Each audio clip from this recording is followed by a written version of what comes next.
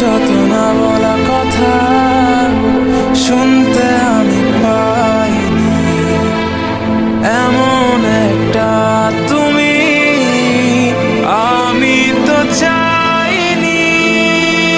তোমার যত না বলা কথা